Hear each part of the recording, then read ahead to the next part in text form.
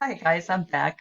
Sorry, I pressed the wrong button and it stopped my recording, so I thought I had to do this in two parts. This one will be a lot quicker than the last one. Okay, so conflict theory. Okay, gender is a structural system that distributes power and privileges to some and disadvantage to others. Okay, so that's what this theory will argue. Okay, this system is known as a patriarchy, a form of organization where men have more power. So examples can be seen in history and continue to be seen today, such as refusing women the right to vote or the wage gap, which doesn't necessarily mean that men are making more than women in a specific position, but it may mean that men are holding positions which pay higher due to maybe more access to education and so on. Something that I will talk about on Friday's class. Okay. All right. Restricting higher education to women, rationality versus irrationality in thinking. So, stereotypes that women are more emotional and men are more rational. And so they get, as we mentioned earlier, more leadership positions and so on. Okay. However, the way that patriarchy benefits certain people over others is not as simple as saying that all men are at the top of the power distribution.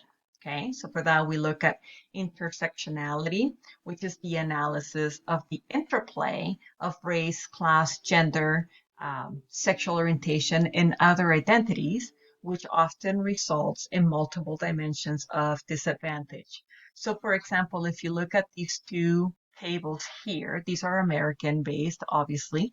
But just to give you an idea as to how it works, right, we see that white women make less money than white men.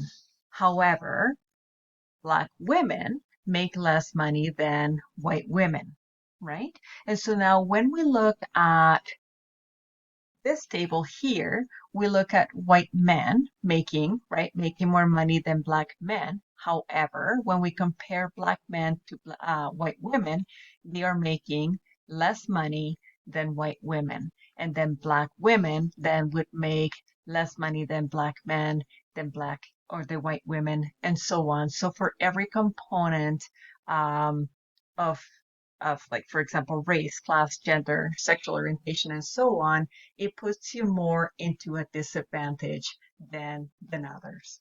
Okay. Um, really quickly, under conflict theory, feminism, okay, is the support of social equality for genders in opposition to patriarchy and sexism. And I'll talk a little bit more about feminism in Friday's class. So I won't go into too much detail with this component here today. Okay. All right.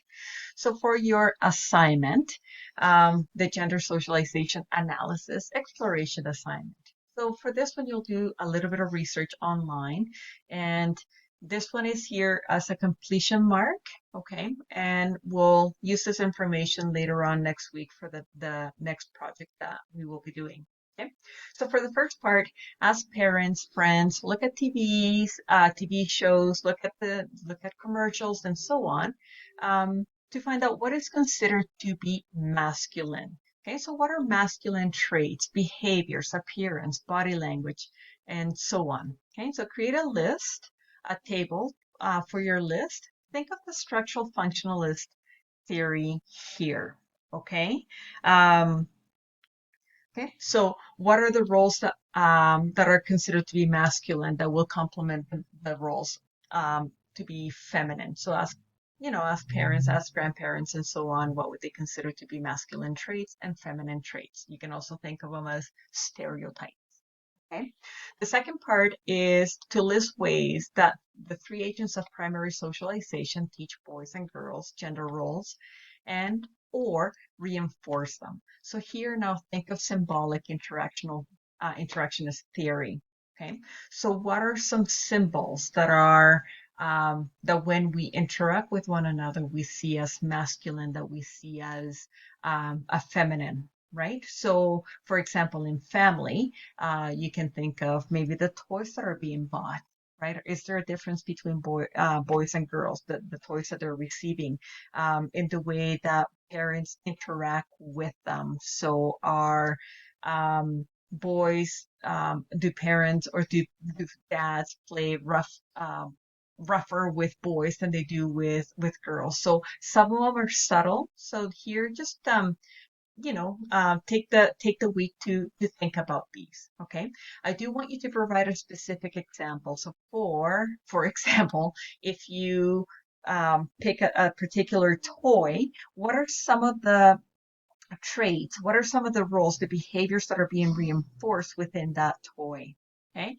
When we look at schools and peers, right? How do they reinforce or how do they socialize gender? So we can look at sports teams, how it is separate. We can talk about how maybe perhaps boys and girls are disciplined differently, or how boys and girls interact with one another.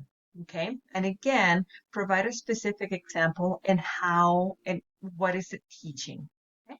For the media, okay. So look at commercials. Look at a good way to get these is to look at toy commercials, right? Or what colors are being used?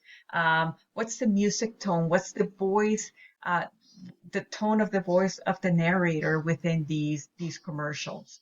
Okay, what are some pictures that are being given out? What are females wearing? What are males wearing? What is the in songs? How are lyrics in music reinforcing these roles that help socialize kids into these gender roles? Okay, and again, provide a specific example. So if you find a song where the lyrics talk about a strong man with muscles, with blah blah blah, all this stuff that we tend to associate with being masculine, you may want to put that in there.